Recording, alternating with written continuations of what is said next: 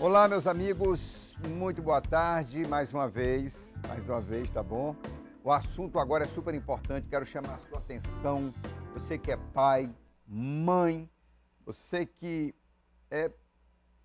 vive alguma experiência nesses finais de ano, né? Eu estava comentando aqui com o nosso psicólogo, nós vamos conversar com ele agora, o Francisco Souza, de que eu sempre tinha, final de ano, uma certa tristeza, aquela melancolia. Eu nunca gostava de festa de final de ano, eu sentia aquilo e tal, aquele vazio, né? Meio existencial e tal. E nós vamos falar desse assunto, porque não é só eu não, ó. Compartilho com vocês, porque eu sei que é muita gente que sente a mesma coisa. Bem-vindo, como vai? Tudo bem? Tudo bem, boa tarde, Astério. Boa tarde. Boa tarde aos nossos telespectadores da TV Gazeta. É com muita alegria que nós partilhamos esse momento para falar um pouco de saúde mental e também para falar desses fenômenos psicológicos que acontecem no final para o início do ano, né? Pois é, por que é que a gente sente essas coisas, hein? É término de ciclo e início de ciclo, né? Todas as vezes que a gente se coloca numa situação de término de ciclo, causa em nós algumas reflexões, né? E se a gente não sabe bem gerenciar esses pensamentos e a interpretação que eles dão a nós, a gente acaba eliciando algumas emoções, entre elas a tristeza, a frustração, o sentimento de não ter realizado nada. Mas é interessante, porque a gente, muitas vezes, é um erro, e eu cheguei a cometer esses erros, não cometo mais, é de fazer, criar grandes expectativas para o ano, e são expectativas que é impossível alcançar. E aí gera frustração. Principalmente no final do ano. Quando você olha para o ano que passou e você verifica que talvez você não conseguiu atingir algum dos seus objetivos ou metas que você traçou no início do ano anterior, isso vai causando, claro, aquela tristeza, e aí você já se programa, não, o ano que vem vai ser o grande ano, né? E aí tem muitos projetos, vamos começar uma vida fitness, vai ser o ano que vou passar no concurso, vai ser o ano que vai casar, é o ano que vai... E aí a gente esquece que para realizar essas coisas tem todo um processo, né? Nada é pronto. E aí precisa muito avaliar, por exemplo, a motivação da pessoa, se é realmente aquilo que ela quer, por que ela quer. E lembrando que por detrás de tudo isso, há o quê? Nós temos um inconsciente, nós temos uma mente, e a gente precisa nos conhecer quais são as nossas limitações, quais são as nossas potencialidades que nos ajudarão a alcançar esses objetivos. E aí a gente falava agora que é importante também traçar metas para se alcançar o objetivo. A gente às vezes pensa muito no objetivo, por exemplo, passar num concurso público, né? Tem muita gente que tem esse sonho aqui no Acre, né? Mas aí para passar num concurso público tem que estudar, é uma meta. Ralar né? duro. E quem está parado tem que começar, né? Colocar uma meta ali de mudar a rotina, né? Começar a estudar, criar um ambiente adequado, verificar realmente qual é, o que te motiva, né? Porque a gente precisa também de uma motivação. A motivação ela tem duas fontes, a intrínseca e a extrínseca. A extrínseca é aquilo que está além da gente. Por exemplo, a remuneração, que é muito boa, a estabilidade, mas intrinsecamente, será que esse objetivo, essa meta, ela está dentro de mim? Né? Quais são as coisas positivas que eu tenho dentro de mim, funcionais, que vão me ajudar a alcançar essa meta? É interessante, você me fez lembrar, Francisco, há uns 40, 50 anos, as pessoas que eram pobres, não falo abaixo de linha de pobreza, fala assim, uma pessoa que vivia no seringal, vivia numa colônia, que se alimentava bem, porque tinha os bichos do mato, mas também criava seu carneiro, sua galinha, seu pato e tudo, e vivia, e eram muito felizes. Sim. E eram muito felizes.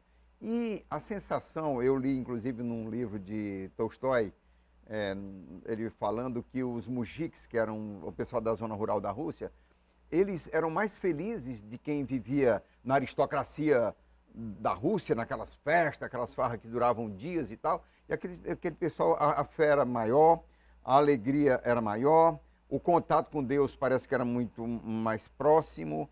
E a gente não vê hoje, perdeu isso. Se perdeu? É porque hoje existe muito essa questão da idealização, da padronização do que é ser felicidade, né? Do que é ser feliz, do que é ser alegre, né? E a gente projeta sempre a alegria, a felicidade lá no futuro. E esquecemos que ela está aqui, agora, nesse momento, no que você tem, na situação que você está, você pode ser feliz. Né? Você vê que você trouxe agora esse exemplo, as pessoas não tinham tantas condições como tem hoje, mas viviam felizes porque eram felizes com aquilo que tinham, né? Olhava e a felicidade era essa, nas coisas simples. E a gente vê hoje que devido à questão do consumismo, globalização, vai se ampliando isso aí e chega a um ponto que para você ser feliz, você tem que dispor de grandes vitórias, né? E as pequenas vitórias, elas também trazem as felicidades. As redes sociais trazem muita depressão. Traz porque, primeiro porque se gasta muito tempo em rede social e ali você acaba não produzindo nada. Você acaba se tornando um espectador da vida das pessoas, que a gente acha que ali também é o ideal, né? E está vendo ali, a pessoa está feliz, mas você não sabe realmente se aquela felicidade é só... verdadeiro ou é virtual. Ou é virtual. Aí o que acontece? Vamos querer se comparar com essas pessoas e aí, de fato, as redes sociais, elas são muito benéficas, mas quando elas são utilizadas por longo período ou para outras finalidades, elas começam sim a, inclusive, interferir no modelo de aprendizado da pessoa, né? Porque torna a pessoa ali ociosa e aí essa mente que precisa estar em movimento, ela precisa estar gastando energia, ela acaba mesmo, de fato, não se esforçando para aprender grandes coisas. Aqueles vídeos curtos são rasos, é isso? Não aprofunda, como um livro, como um estudo. Isso, o livro, por exemplo, aqueles vídeos curtos, justamente é para você ganhar tempo, né? Você se enche de informação ali e aí você percebe que é uma informação que vem de um canto e aí vem muita questão das fake news, a gente percebe que nesses vídeos existem coisas que não são científicas e acaba moldando o conhecimento das pessoas, gerando até mesmo sentimento de frustração. A rede social hoje a gente pode... Porque tem muitos vídeos que são entretenimento. Sim. Né? E aquilo ali gera uma dependência, não é? Porque... Como uma droga? Sim. Os estudos de neurociência dizem que quando você está fazendo aquilo que te chama a atenção, que te causa aquele prazer, aquilo causa, né, a produção da dopamina, que ela traz uma sensação de bem-estar. Mas existem outras atividades que fazem isso, mas que não causam, por exemplo, a questão do vício. Né? É importante, sim, esses vídeos, assistir como entretenimento, como lazer, mas não como uma vida inteira. A gente vê pessoas que passam o dia todo aí e acaba não cuidando de outros setores da vida, de outras realidades da vida. Francisco, a gente sabe que você é psicólogo e é ciência, né? Sim. Psicologia é ciência. É ciência. Né? Mas a religião tem um papel fundamental também na vida das pessoas, né? Com certeza. A espiritualidade, sobretudo, ela ajuda, é um fator de resiliência, porque já tem estudos que indicam isso, né? Pessoas que têm alguma espiritualidade e pessoas que não têm, acabam se tornando mais resilientes, ou seja, com as questões das contrariedades da vida. Assimilam, né? Mais. Que a resiliência é justamente isso, é a capacidade do ser humano em passar por situações de estresse, passar por situações traumáticas e voltar para o seu equilíbrio. Né? Então, pessoas que têm a espiritualidade, que trabalham a espiritualidade, ela tem um pouco mais de facilidade de voltar para esse ponto de equilíbrio. Parece que até as pessoas que oram vivem mais, né? Rezam, oram, não é? A ciência já explica. Hoje a psicologia, por exemplo, utiliza como método de tratamento o mindfulness, que é uma espécie de meditação que é feito, inclusive, usado pela religião e que hoje se tornou uma ferramenta científica que ajuda no controle da ansiedade e dos níveis de depressão. Por que as pessoas, nesse tempo, estão confundindo a tristeza com a depressão? Porque a sociedade que vivemos hoje, o ser humano não pode ficar triste, ele tem que estar sempre alegre. E a tristeza ela é muito importante. Por exemplo, quem assiste e acompanha esse filme Divertidamente 1 e 2 e vê qual é a importância da tristeza. Né? A gente quer programar para sempre estar alegre e as situações da vida, por exemplo, a tristeza é uma emoção que nos coloca numa reflexão. Então, quando algo não dá tão certo, exemplo, final do ano, você vê que o ano de 2024, você passou por algumas situações, alguns projetos não deu certo, a tristeza ela vem com a função de te colocar numa reflexão. Até perdas, né? Perdas. Familiares, né? E é na reflexão que você consegue elaborar, né, esses lutos, essas perdas, essas frustrações. E a tristeza ela tem esse papel fundamental. Agora, nem todo mundo que está triste está depressivo. Toda pessoa que está depressiva pode estar triste, né? Porque, sim. né?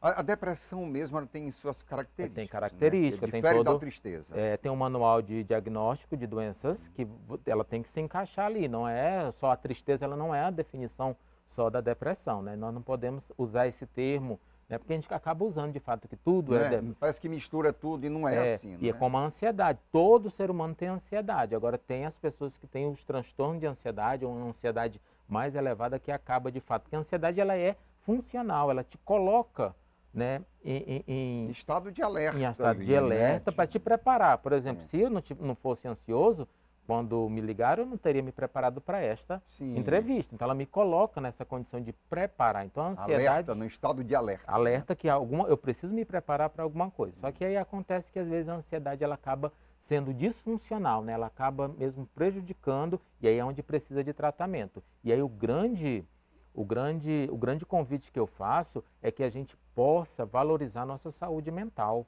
porque assim, ela é que nos dá todo esse sentido, né? Agora há pouco você entrevistava a comandante e ela falava, né, que você perguntou se os policiais eram adoecidos. Todo ser humano tem uma mente, então a profissão, não importa a profissão, existe o médico, o médico, o psicólogo. O psicólogo também adoece, né? É porque nós somos uma mente. O psicólogo precisa do psicólogo. Precisamos. O médico que precisa de médico. Exatamente. Então a gente precisa cuidar dessa saúde mental que é ali no campo da mente, aonde a gente flui nossas ideias, é ali aonde elicia nossas emoções e interfere diretamente nas nossas ações. E as nossas ações produzem consequências. A gente vê muita propaganda hoje nas redes sociais sobre o autoconhecimento, né?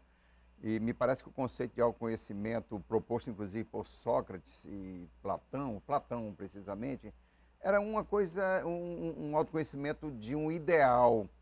Mas me parece que hoje o autoconhecimento é de conhecer os seus defeitos. Exatamente. Não é? Mudou isso. É o autoconhecimento. Enquanto se colocava uma idealização, talvez o ideal seja você conhecer você mesmo.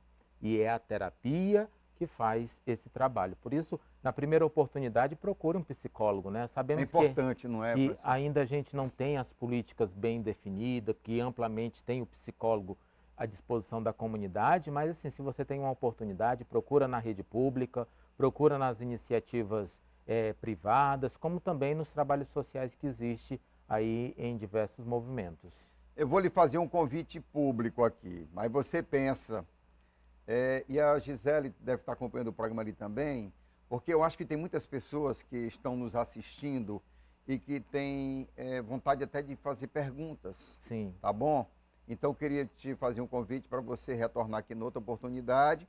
A gente vai abrir para as pessoas mandarem perguntas aqui pelo nosso WhatsApp, porque eu acho que é muito importante, que tem ajudado muita gente. Com certeza. Acho que a sua presença aqui hoje, com certeza, ajudou muita gente. E eu teria tanta coisa para perguntar e disseram, o teu tempo está esgotado. Mas assim mesmo, estou à disposição, a Gisele tem o nosso contato, na hora que precisar estamos aí. Muito obrigado, Francisco. Sucesso, tá? Você também. Deus abençoe. Gente, ficamos por aqui.